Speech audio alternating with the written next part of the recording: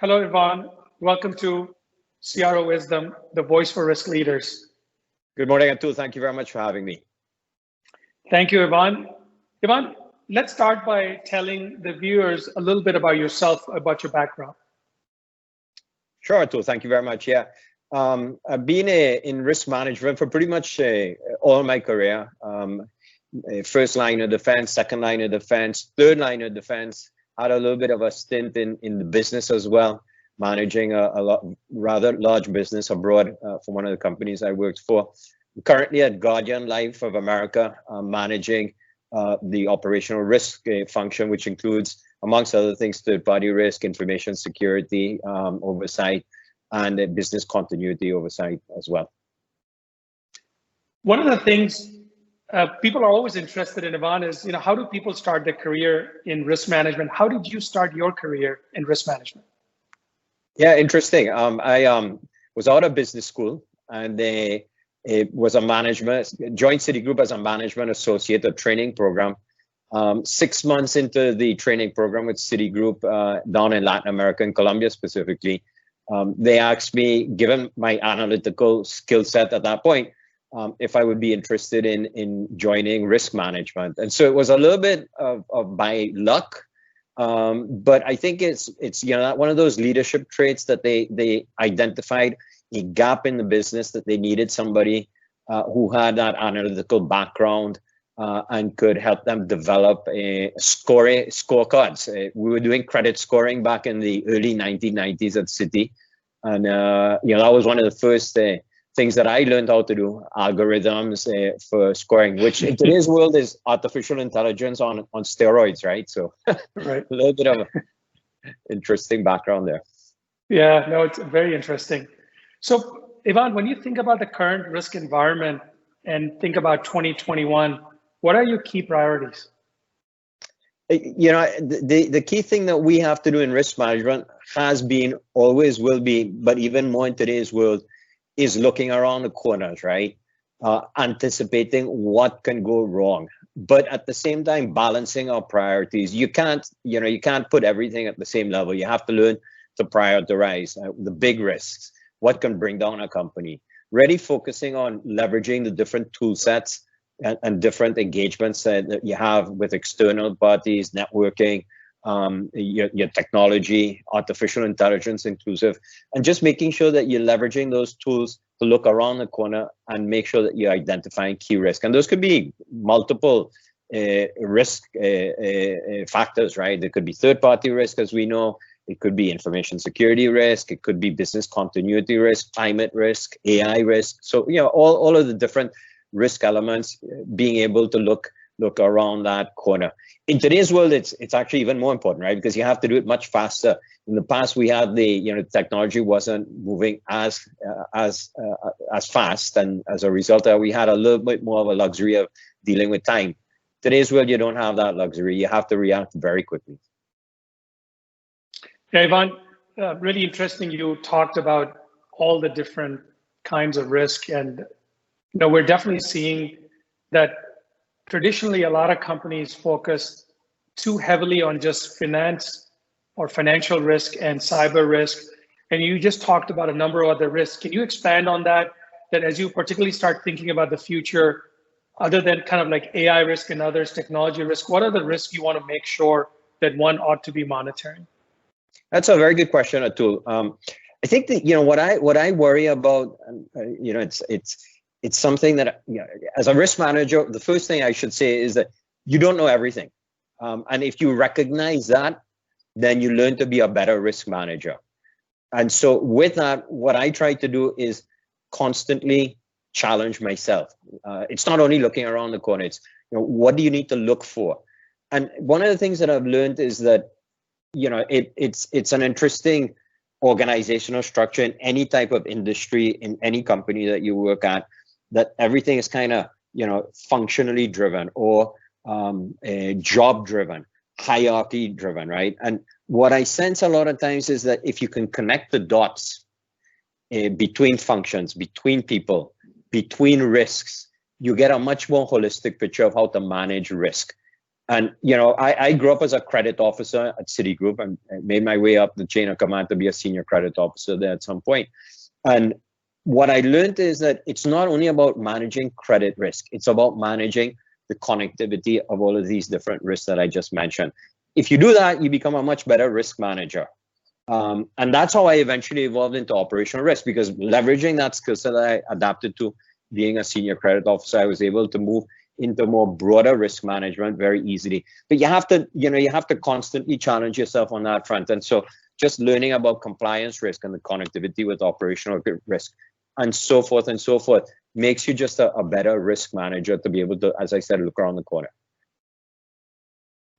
Ivan, you made a really interesting point about the dots, connecting the dots. Interestingly, a few years ago, I had the opportunity to meet with Tom Friedman, the famous author and columnist from New York Times. And he had just written a book on environmental issues, green. And I said to him, I said, you've always talked about globalization, and how have you kind of connected with outsourcing and green and others? And literally what he said to me was, Atul, one thing I realized very early on is this whole ability to connect the dots. And so this ability to see patterns that others might not see. Now, of course, in today's world, we have this tremendous opportunity to leverage automation and AI tools to be able to connect those dots for sure. Definitely. So, Ivan, when you talked about all those different kinds of risks and having a wide risk aperture that's important for future of risk management, often we see in companies that many of these solutions are individual. So you might have one of these being monitored by compliance, something else by sourcing, some is in operational risk, somebody might be in some other area of the company. So how do you think about managing this whole challenge and addressing this whole challenge of being able to provide an integrated view of risk to both your group, but also to the company? It kind of goes back, Atul, to I don't know everything. But one thing I do know is that if I can bring people together in a formal governance structure and we have conversations around how we connect, what are the risks, the intertwining of the different elements of success and failure, and those could be internal as well as external, right? Lessons learned, root cause. That's, I think, how you start to develop a better risk practice. Again, it's not always about paper-based exercises. Risk and control self-assessments. I'm a big fan of governance. Have always been, will always be. And you and I, early days into the pandemic, we discussed some of the risks of working remote, such as the video conference that we're doing right now. I miss that human element. I miss sitting down with colleagues around the table, informally, formally, and having a discussion about what do you think about what's happening in this particular industry. And it doesn't always have to be, in my case, insurance. We span different, our customer base has multiple different angles to it, right? And likewise, our service providers and folks that we interact with on a day-to-day basis. So having those conversations on a periodic basis, sitting down at a table under a formal governance structure, for me, is the key to connecting the dots and making sure that you have solid dialogue around risk. That's a great point. A formal governance structure is one of the key elements. Ivan, when you think about all the challenges, particularly in 2020 with limitations on travel, so not being able to do risk assessments, and also very clearly the need for continuous monitoring became very obvious. So a two-part question is, how are you addressing the inability to do those physical assessment? And number two is, how are you incorporating continuous monitoring in your future of risk management? Yeah, I mean, it's definitely a challenge, not being able to do these face-to-face assessments and going on site, where we have operations, visiting India, where we have, in the case of Guardian, we have back office operations in India, or going to our different sites and meeting with people, understanding their concerns. It's definitely a challenge. technology has helped significantly, and it doesn't replace the human element, but I think you have to leverage it as much as possible. And so doing those, those phone calls, the Zoom meetings, having intelligent conversations, not just checking in and saying, well, how are things going, but kind of, prepping. Let's have a discussion on a particular risk or a particular concern or a particular emerging topic. I think, you have to really narrow in. People's attention on Zoom tends to wander off, right? And so I think there's an art as well to how you do these Zoom calls, how you have conversations. Then the other thing is, as you mentioned, Atul, leveraging technology, right? Technology, we're already leveraging an external toolkit, and that includes, reaching out to different stakeholders and suppliers who give us information on third parties, right? Or information security, threat management, monitoring. Financial scores, D&B, for example, is one that we use, amongst others, right? Without getting into specifics. But I think you have to, we have to learn to leverage as much information that's out there. There's a lot. Sometimes it's too much, and in some cases, you get different information. In some cases, you may overreact to information. So, like anything else, you have to sift through what's relevant and what's not, and make intelligent decisions. Right. Yeah, no, there's definitely a tremendous amount of technologies out there today, both from a workflow perspective and risk intelligence, continuous monitoring perspective, that one needs to think through and say, how do I change my workflows and my governance to incorporate that? Now for the fun question. Bloomberg recently declared risk manager to be a hot job. What do you think about that, Ivan? Well, look, I think it always has been. It always will be. And we human nature is we always go through crises, right?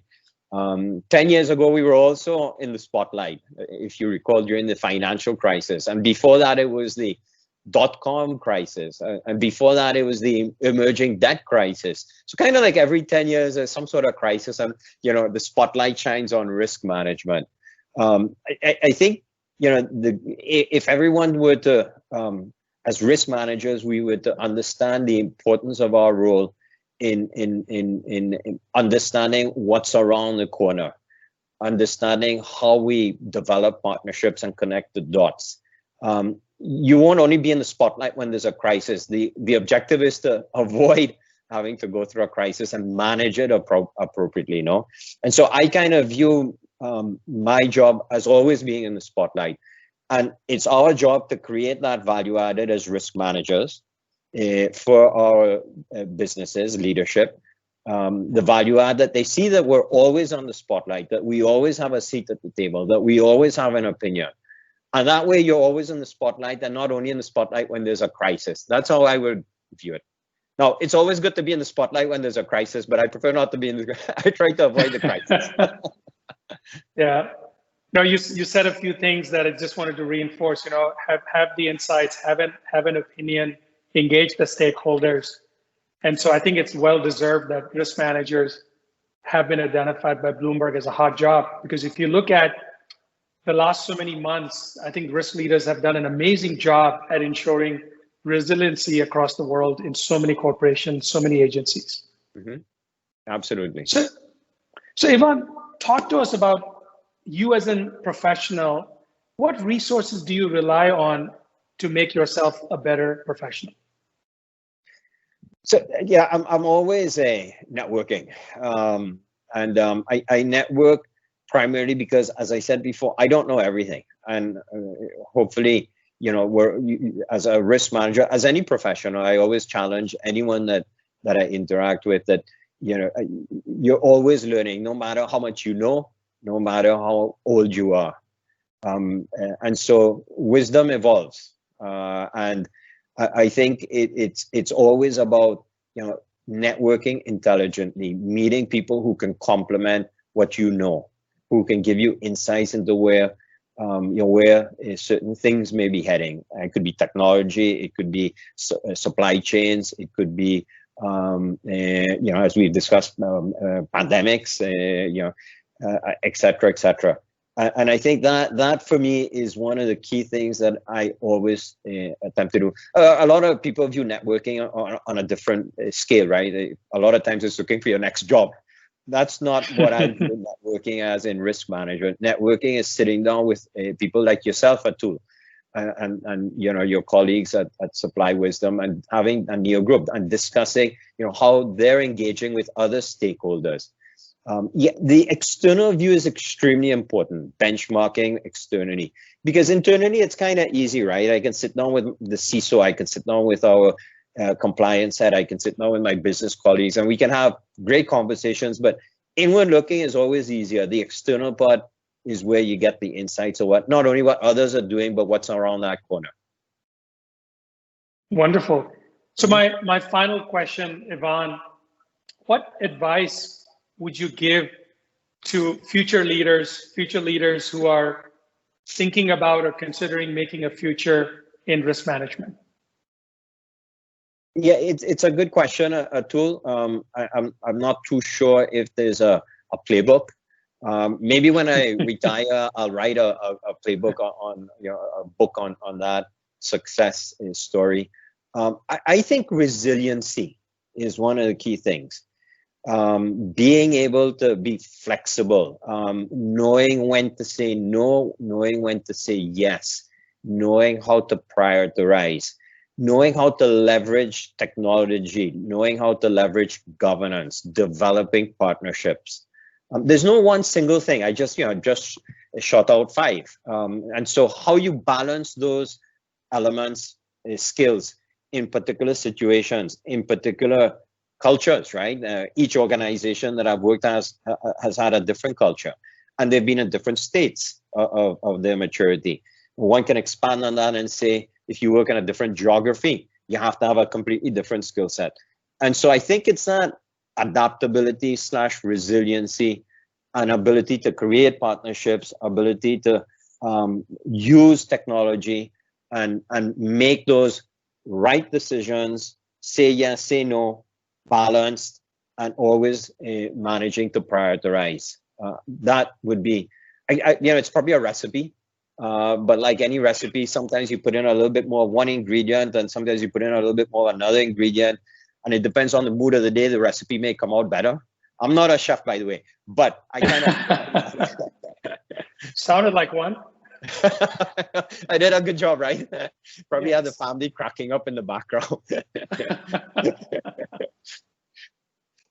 Ivan, thank you so much for joining us today on this episode of CRO Wisdom, the voice for risk leaders. And to the audience, if there's a guest you have in mind that you want us to interview, that you would like to hear from, please send a nomination to info@riskboard.org. Thank you. Thank you very much, Atul, and have a good afternoon.